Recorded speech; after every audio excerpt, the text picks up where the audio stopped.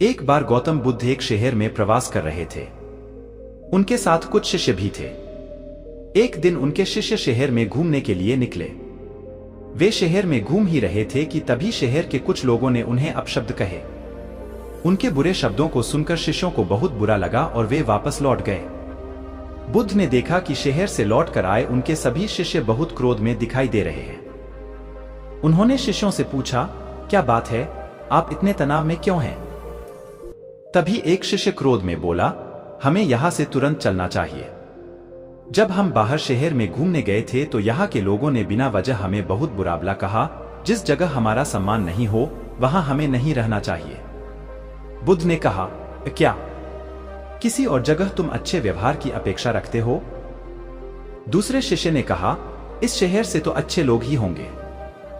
तब गौतम बुद्ध बोले, किसी जगह को सिर्फ इसलिए छोड़ देना ठीक नहीं कि वहां के लोग बुरा व्यवहार करते हैं। हमें तो कुछ ऐसा करना चाहिए कि जिस स्थान पर भी जाएं, उस स्थान को तब तक नहीं छोड़े जब तक अपनी अच्छाइयों से वहां के लोगों को सुधार न दें। हम जिस भी स्थान पर जाएं, वहां के लोगों का कुछ न कुछ भला करके ही वापस लौटें। बुद्ध ने कहा, जिस प्रकार युद्ध में बढ़ता हुआ हाथी चारों तरफ के तीर सहते हुए भी आगे बढ़ता जाता है, ठीक उसी तरह उत्तम व्यक्ति भी दूसरों के अपशब्दों को सहते हुए अच्छे कार्य करता रहता है। खुद को वश में करने वाले प्राणी से उत्तम कोई और नहीं हो सकता। बुद्ध की बात शिष्यों को अच्छी तरह से समझ में आ गई और उन्होंने वहां से जाने का इरादा त्याग दिया।